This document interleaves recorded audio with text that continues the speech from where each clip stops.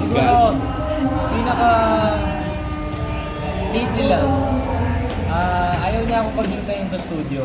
Siya pupunta ng school, may pasok. Ginawa niya po lahat para maipasok niya ako sa school. Sumama po ako sa school niya, nandun po ako sa labas. Nandun po ako sa upuan, naghihintay sa kanyang matapos. Anong studio? Sa school po. School. School. Pinasok ko niya sa school Opo, nila. sobrang tagal ko na po hindi pumapasok sa school, pero ginawa po niya lahat para makapasok ako sa school. Eh di pinagkaguluhan siya ng mga Hindi estudyante. po, hindi naman. Hindi naman. Nakita Hindi siya. naman po kami.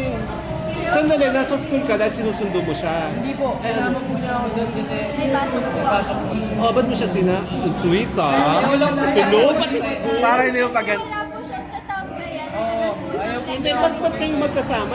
May school ka. Ang nangyari po kasi noon, umaga, may school siya. Oo. Tapos pumunta po siya ng studio para mag-training ng dance Oo. for this. Oo. Tapos po, umalis ulit kami. Pumunta kami sa school, tapos bumalik po kami para mag-record ng kanta. So sinamahan mo siya pagbalik sa school.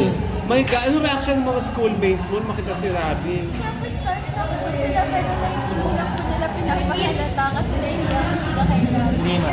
Tapos sabi ko siya, hindi ko kami kami sabi ko, sino siya? Pero ano ba, Robin?